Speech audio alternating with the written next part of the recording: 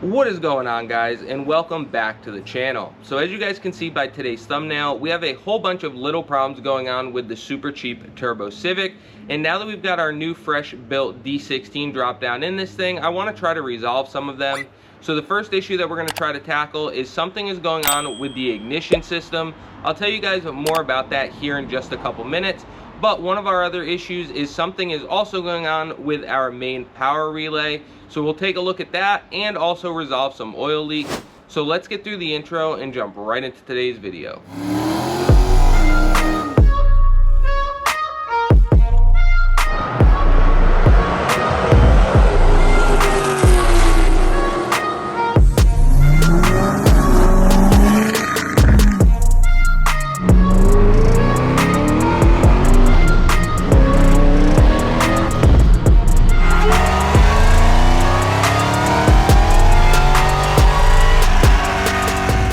So we went to take it for a ride, and anytime that you would go to take off from a stop sign or a stoplight, once you got to about 2,000 RPM, it would start breaking up, and then if you gave it more throttle, it would drive right through it like nothing. It would get into boost fine and drive completely fine other than that. But I want to try to address that today. So we have a parts distributor that we can take apart that I can steal some parts out of. So I want to get the one off the car, probably swap out the ignition control module, maybe the coil, and just see if there's anything else that stands out to me. So let's go ahead and get this distributor pulled off, see if we see anything majorly wrong with it, and then steal some parts from the other one and hopefully make this one work.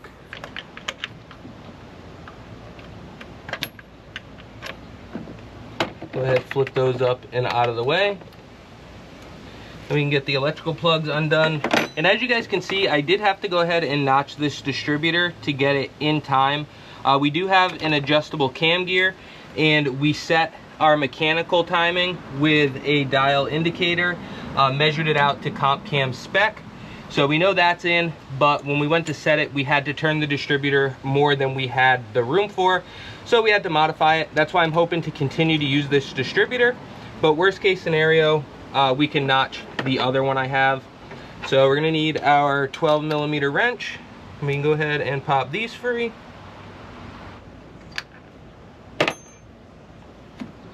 And I'm gonna try to take note where our distributor is set right now. There is an easy way to reset it to make sure we're not 180 degrees out using the #1 cylinder, but I'm just gonna try to take note of where it is and put it back the same. All right, we can bring this thing inside, take it apart, and see if there's anything internally wrong with it. Sorry about the background noise, guys. We got the AC bumping in here today. It's pretty warm. But as you can see, I went ahead and marked this with paint. Now, I did just notice that we have two different distributor styles here. The one I have for parts is a 10-pin OBD2 style, and then the one that's on the car is a 8-pin style.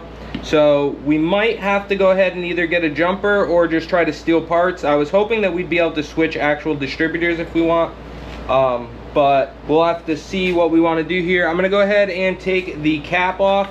We're going to see if the ignition control module and coil and stuff is all the same. If so, we might go ahead and try to switch it over. So let's go ahead and get this cover off. Cap is pretty new. I put that on myself not that long ago, so we'll set that off to the side. Now we've got to take the rotor off.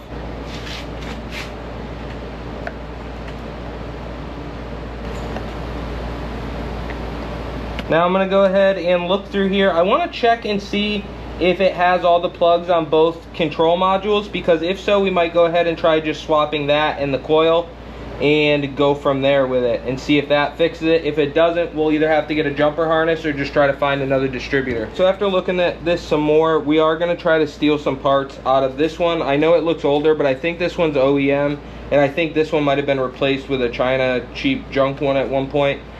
Even looking at the coils, the part number is the same, but the spring on this older distributor is higher and feels and looks better than this one here. This one looks like it's pretty well shot. So I'm going to try to steal the coil, and the ignition control module on the one that was on the car is like a black, no name, no brand control module. This one has the tan colored Hitachi one. So we're gonna go ahead and try to steal both of those, get them swapped over, and go from there. First thing I'm gonna steal is the ignition coil here. So They are all Phillips, so you got to put some pressure on them. Make sure you don't strip them. This whole coil can come right out. We'll set this one off to the side and get that one out and swap it in. And we should be able to go ahead and take the ignition control module right out of this one.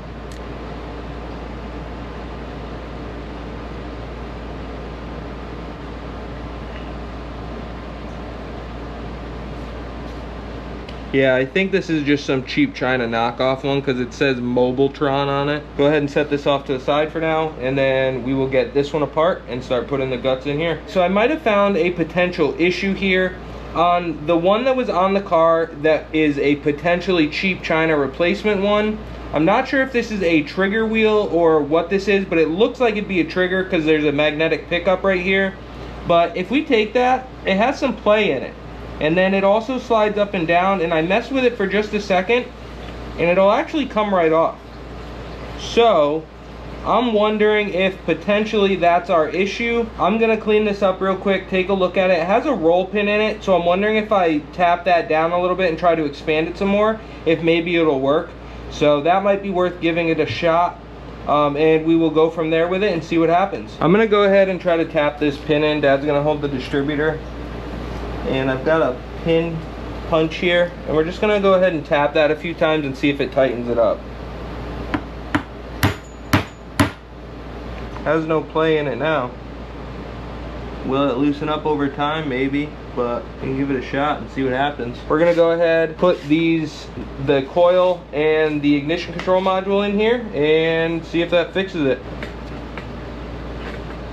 All right, let's throw it on the car, set timing, and see if it helped. All right, guys, so we can go ahead and get our distributor thrown back on. I made those paint marks so I know where it goes on the camshaft. We will still have to reset base timing, obviously, but I know about where it goes, so we'll get it close. And then we can give this thing a try and see if we fixed our issue.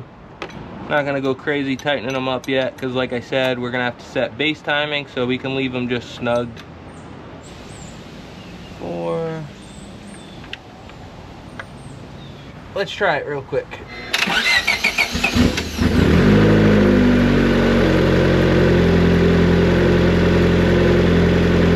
Sounds healthy.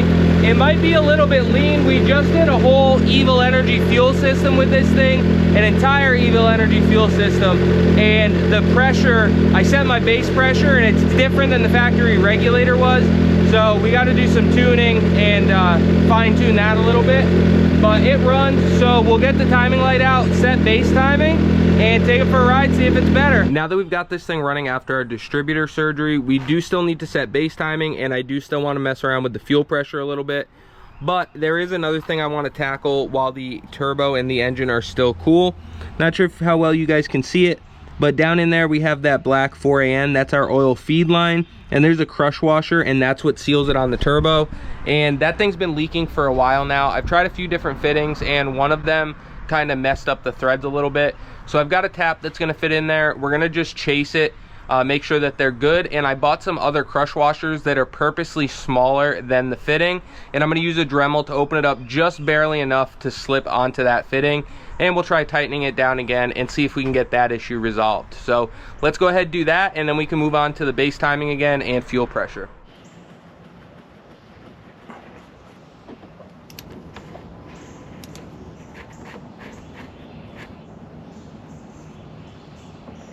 So if we look at this crush washer here and put it down on this fitting, as you can see, if it gets off to one side, it's gonna be able to leak oil by the hex. Not sure how well you guys can see it, but it could leak through there easily, and I'm pretty sure that's what's happening. So I got a crush washer that's purposely smaller so that we can Dremel it just barely enough to fit on there. Hopefully I can get it so tight that we need to thread it on there, and then it fits in here, and then we'll be able to tighten this thing down and try it again. So make sure we get any chips out of there properly. We should take the turbo off, use the thread chaser, blow this thing all out, clean it out, but we're gonna use a vacuum and a straw, suck it out best we can. If I see any big chips I can't get, then we'll take the thing off, but I'm hoping I can do it right here on the car. So let's get our new crush washer, we'll get our tap, and we'll get this thing set up. So we're gonna go ahead and chase these threads quick and make sure that they're healthy. I've got a 7/16 by 24 tap that we're just gonna run through there to chase the threads. They should be all right, but we've got this straw that I taped to this vacuum, which works pretty good, you'd be surprised, and it should help us get any debris out of there. So we're just gonna be very careful about it, go a little at a time and make sure we're cleaning it out. I'm gonna try to stuff something small down in there to try to keep any debris from going in the opening. Now let's go ahead and carefully run our tap through.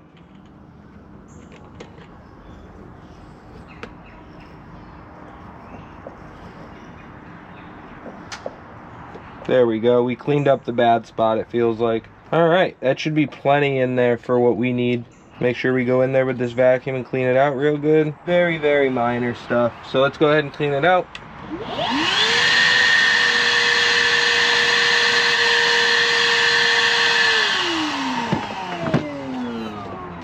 All right, let's grab our new crush washer. We'll get it dremeled down like I was mentioning, and we'll get this thing thrown in there, see if we fixed it. So this is that fitting, and this is the crush washer that I found. So it doesn't quite fit in there. So I've got some 600 grit on our Dremel sanding wheel here, smallest one I had. And we're just gonna go ahead and slowly take a little bit of material out of there until this thing either threads on or very snugly fits, so that it doesn't leave any gap where the squares are, or the flats for the hex. So let's go ahead and start dremeling this a little bit.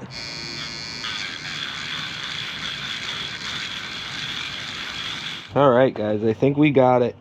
Still a little sloppy down there because, as you can tell, the threads are bigger than the sealing surface, but it is tighter than the one that we had on there. You can't see any of the squares or the hex, so we should be good there. I'm going to take it back off real quick. We'll brake clean this thing all up, and we will go ahead and get it thrown on. All right, guys, so first idea did not work. I wasn't happy with how that fitting felt.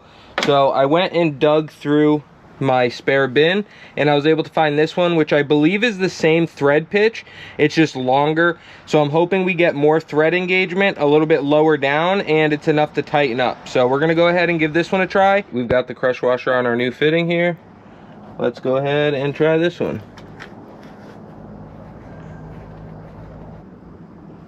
I'm gonna go right there and try it. Definitely seemed to tighten up better. So we'll give that a shot and see what happens. Just throw the line back on it and start this thing up.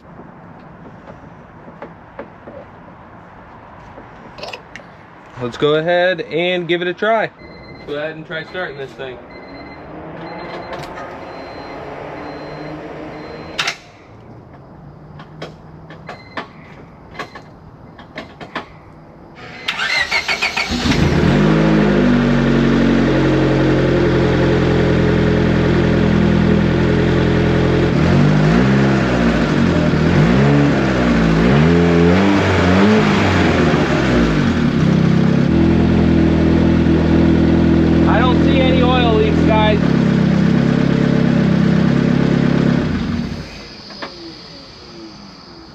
So I wanted to let you guys know that we are working with ievilenergy, and we've got a discount code for you guys that you can use at checkout. That code is B2B, and you can enter it right at checkout to save some money on your order. Once again, that code is B2B, and it'll save you a percentage on anything you order through ievilenergy, and we will have a link in the description of today's video so that you guys can go and check it out. So another little issue that I want to go ahead and address is this breather fitting right here. So as you guys can see, it's 10 AN.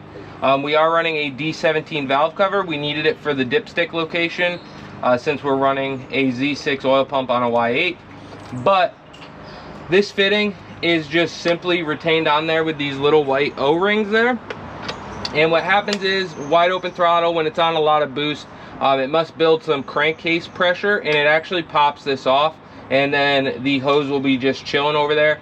So what we're gonna do is we're gonna try to measure to the center of the two O-rings. I'll mark it, drill it, and we'll put a set screw in it.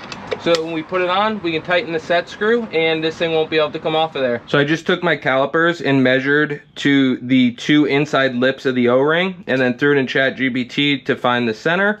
We've got 9.25 millimeters. Will put us in the center of those two O-rings. So I'm gonna go ahead and make a mark right here, and then we'll get this thing drilled and tapped.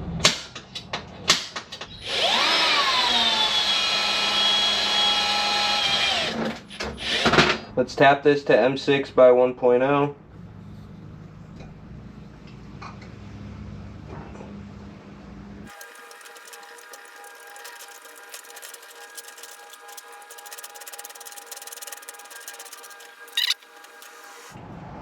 I think we landed just like we wanted, right between the two O-rings. So as you guys can see, it's gonna work out perfectly, and we did land right between the two O-rings just like we wanted. So I'm gonna go ahead and get the metal shavings cleaned out of here, and we'll get this thing slapped back on. Boom, now it can't go anywhere. Much better. All right, let's go ahead and get this 10AN line tightened down on it, and I think it's good to go. Since we've been trying to fix some of the little issues and work out the kinks with the super cheap turbo Civic, we have developed a new issue. So the other day when we were doing the fuel system video, I was in a rush to get this thing done and get it running for the video, and I tried to start it with an in-gear e-brake on, and the wheels were chalked on the lift. The car didn't try to move at all, but it actually bound up the starter, and now ever since that happened, the car does not want to start unless you put a jump box on it. If you turn the key, I'll show you guys exactly what happens, but when you turn the key forward, everything will come on, and then when you go to the next click, everything gets really dim, and then if you try to turn the key to start, it does nothing. I've checked all the fuses that I could find, but the main relay was clicking the other day when I was in there with the key on. It just started clicking like crazy, so I figured it'd be a good time to grab one of the main relay conversion harnesses. And what that does is it takes it from the main relay that's on the car that is a plug like that. It's like a specialty relay that sometimes is 50-60 bucks, and it converts it back to a regular 40 amp relay. Now this one is just the one that came with the kit. It's like a cheap little clear one. We might go ahead and throw a regular 40 amp relay on there if this one doesn't work for us, but we're gonna go behind the glove box, get the factory relay pulled out, get this plugged in and hooked up, give it a shot and see what happens. But before we do that, I want to show you guys exactly what the car is doing so that if you have the same issue, you know where to start. So let's give it a try and see what it does. So I'm going to show you guys what it's been doing ever since I tried to start it in gear. So when I put the key in the ignition, it beeps like normal. We go one click forward, the wideband turns on, everything seems normal. We go to the next click, and the dash lights get really dim, the wideband freaks out, and I don't know if you guys can hear it, but the main relay starts clicking real weird. Now of course it just kicked everything back on. It seems to be working fine, but that's the first time that it's actually seemed to work. So we're gonna go ahead and get that relay switched out and see if it fixes our problem. So it shouldn't be too bad to get to this main relay. We should be able to just open the glove box here, pull in on this side a little bit, and then this side, and it'll flop right down, and then it should be right there. So I'll grab a light. Looks like we'll need maybe a 10 or an 8 mil socket, get that relay out of there and get the new one in. Oh, we've got a Phillips head screwdriver. I'm gonna get this screw right here, and then there's another one on the inside of the glove box we'll need to get. This one is just one of those plastic push pin ones. We'll get this guy pulled out. And then we've got to get this one here out, and then we should be able to start pulling this thing out. So like I said, we had to pull this cover off. Just be careful, it has these stupid little metal clips. I take a pair of pliers and try to squeeze them and push out while I pull out on the plastic piece so you don't break them like this first one here broke on me. So now that we can get in here, we can get this bolt out right here, and that'll drop that main relay and we can get our new one in. Now that we've got the factory main relay out of here, we can go ahead and slap our 40 amp relay in there and give it a shot. As you guys can see, I went ahead and got our harness plugged in with our new relay. So now I'm gonna go ahead and connect the battery back up. We'll try the key and make sure it works.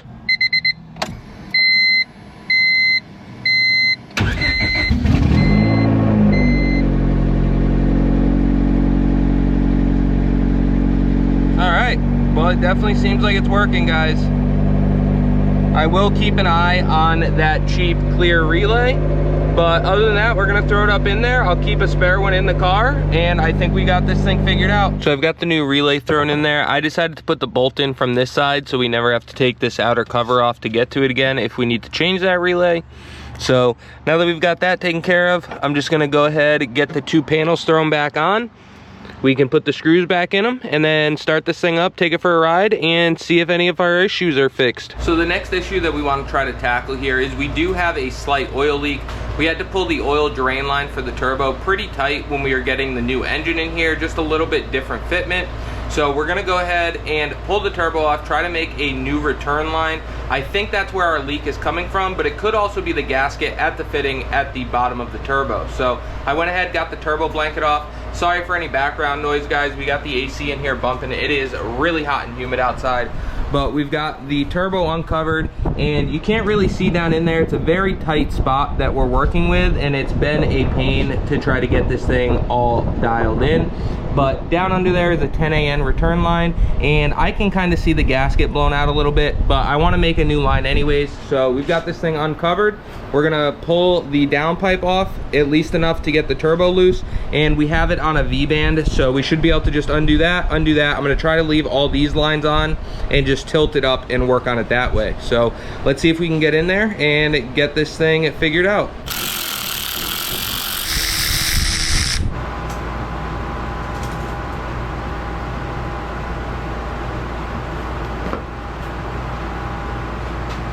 All right, we got the turbo off and up. I'm gonna inspect around here and see if I can't find where the oil leak was coming from.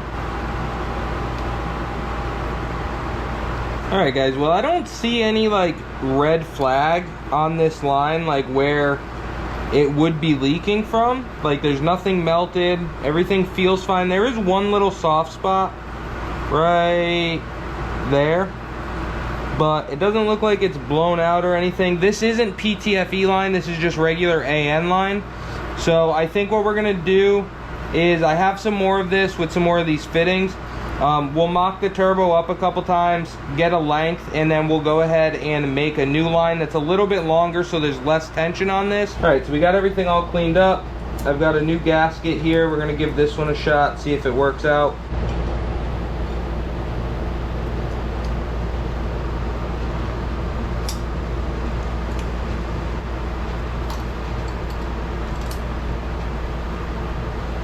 All right, let's go with that. We'll start making our new line and get this thing slapped back on. These are just AN lines, so we can go ahead and force the nut on. It's like so. Butt it up to the step that's inside there. I've gone in depth on how to make AN lines, PTFE lines, push lock, all kinds of lines. So if you guys need to see that, you can go back on the channel. But we got the nut on there. I'm gonna take some WD-40 over the garbage can, put some on the threads, some on the hose in there. I'm gonna do the same thing with this one. Some on the threads, some on the barb that goes into the hose. And then we can just start forcing these together as we start tightening up the fitting.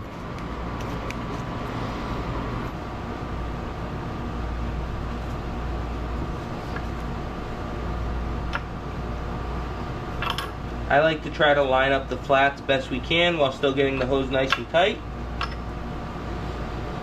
And this one's good to go and ready to go back on the car. I'm gonna go ahead and get the turbo set down in here, set our V-band in here. We can set this down and then start hooking everything back up.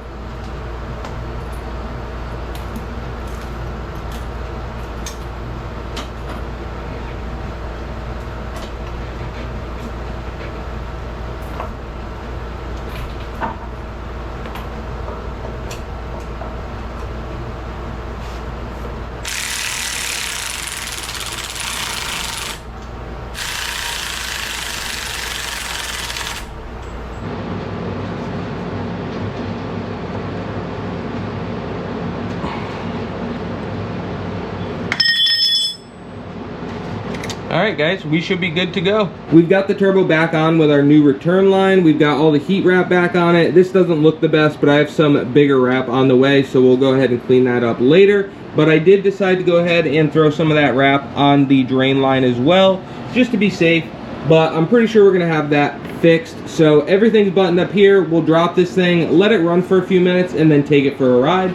Now while I was under there, I did notice that there was a little bit of power steering fluid under the pump. So I'm going to keep an eye on that, see if we can tell where it's coming from and if it's something we can fix or if we have to get a new pump. But for now, let's get this thing dropped, rolled outside, fire it up, and take it for a ride.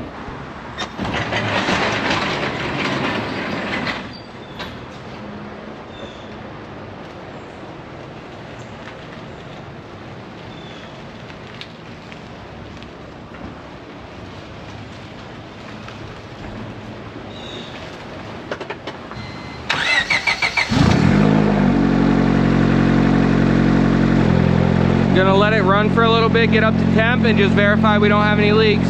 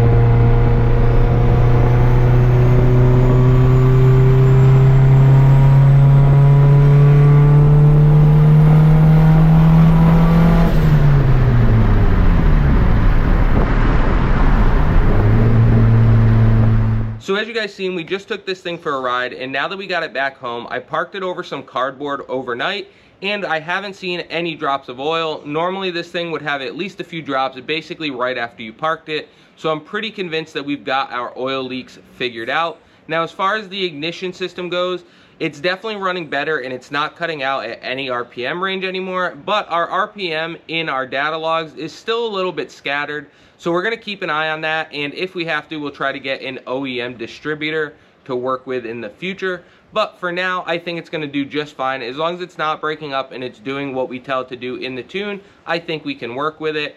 Now, as far as the main relay goes, I will say that I have noticed this thing fires up much easier. As soon as you turn the key, it starts to crank, and also shuts off as soon as you turn the key off. So definitely a bit of an improvement there as far as the main relay goes, and I like the fact that if it ever goes bad on us, we can get one at pretty much any hardware store.